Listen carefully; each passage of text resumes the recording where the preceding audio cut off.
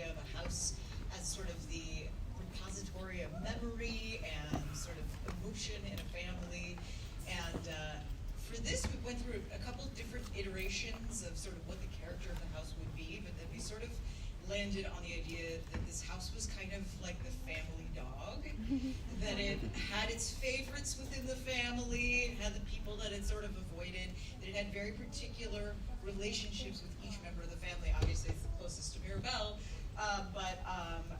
and then once we had that, it was really putting the challenge to our amazing story team and our animators to make this house come to life and emote and express itself. So it was a really fun process. Sorry. One comes to right over here, and then the second question will be on the aisle there. If you want to queue up ready to go. Yep. Hiya. So I'm currently doing my near the microphone. Hello. Sorry. I don't think. I'm currently doing my dissertation on character, and I was just wondering, how do you create an emotional response in the audience through your characters? You've just watched the film. I'm saying, no, that wasn't important. No, sorry. I was going to say, you've watched the film, and you presumably in some way had a sense of an emotional reaction from the audience to what was happening on the screen. What do you think made that happen? For me, I would say it's because the characters are quite real, and they go through situations where I think a lot of people in the audience can relate to those situations. That is the answer to your question, in a nutshell. That is no more or less than I would have said if I had answered the question. Okay. Yeah. Also, you can't think about that when we're not playing those scenes thinking, I wonder what the audience is going to feel about this. I mean, probably some actors do that, but they're not in your films, are they? No, none of them.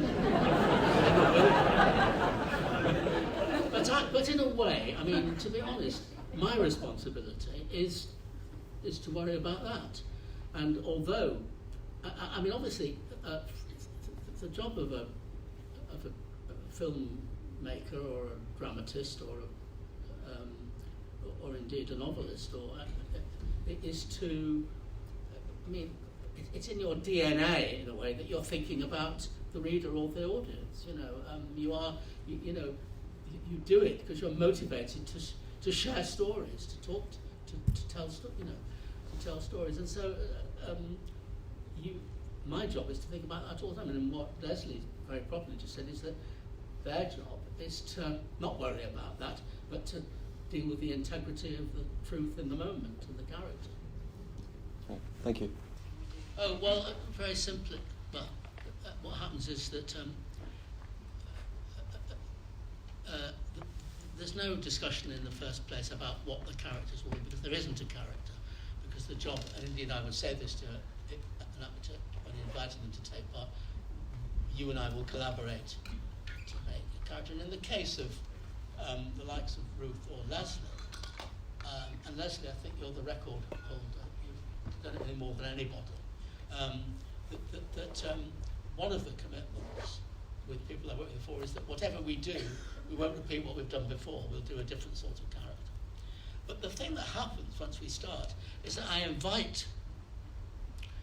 ask each actor to make lists of real people they've known.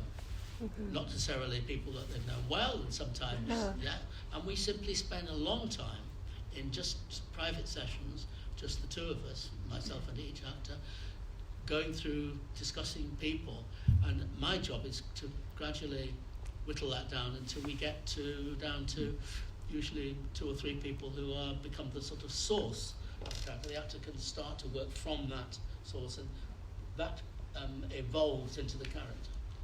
Thank you. Great. Well, I'm happy to say. Yeah, go on. Really quick. We are running over. Thank you. So you mentioned that this movie, it's not all about 30 people who are like age 30, and there are people who are a little bit older. So I wondered during, before and after making the film, acting or directing, does the opinion of aging change for you?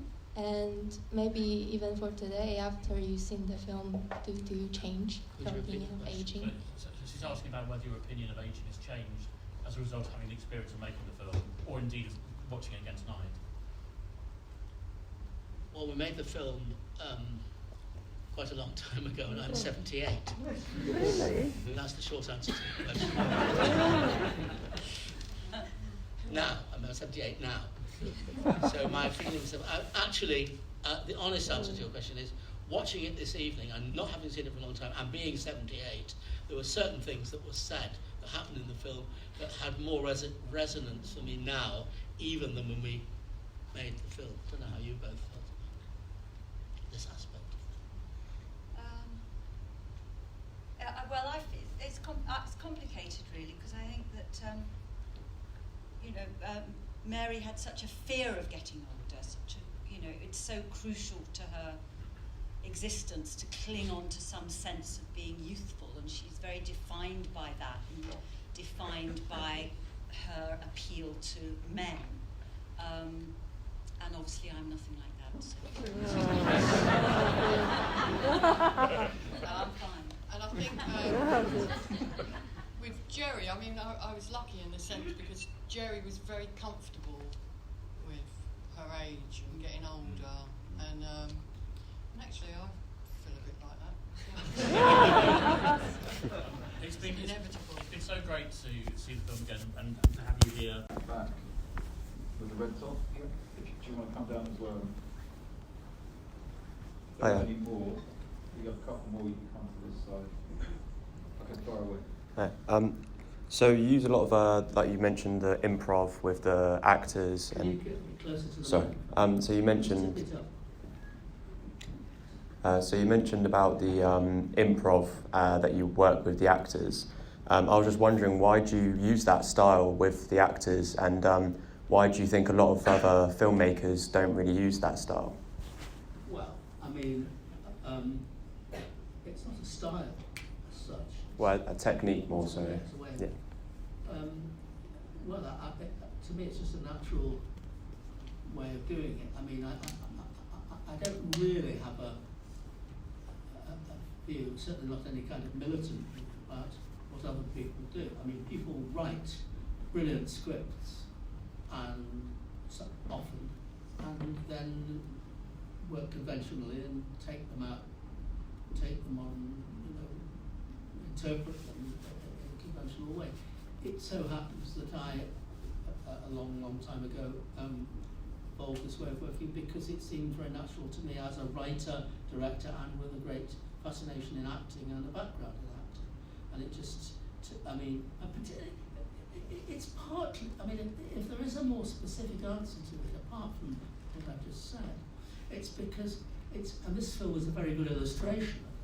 It's in the nature of what I'm concerned to do, that it's very much about behaviour and about the detail and the nuance of behaviour and how people really are. And I couldn't, apart from anything else, to answer your question, I could not sit in a room and write the scripts that are the scripts of my film in isolation and then find the actors to fit them into it. It's because we don't just do another version of what other films are.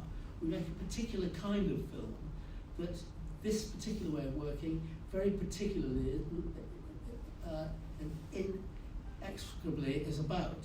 So it's about creating a kind of film reality, although in brackets, my films are not naturalistic, they're realistic, it's the essence of what's real, in a heightened way often. But the way of working is entirely related to the specific kind of work that it is. But I have to say, in conclusion to answering your question, that you can ask any artist in all sorts of media or writer, why does a sculptor make sculptures, not make paintings? Why does a painter, why is this painter a painter and that painter is an illustrator? Artist is an illustrator. It's about the relationship between form and content and the meaning and the medium. Thank you. Any more hands?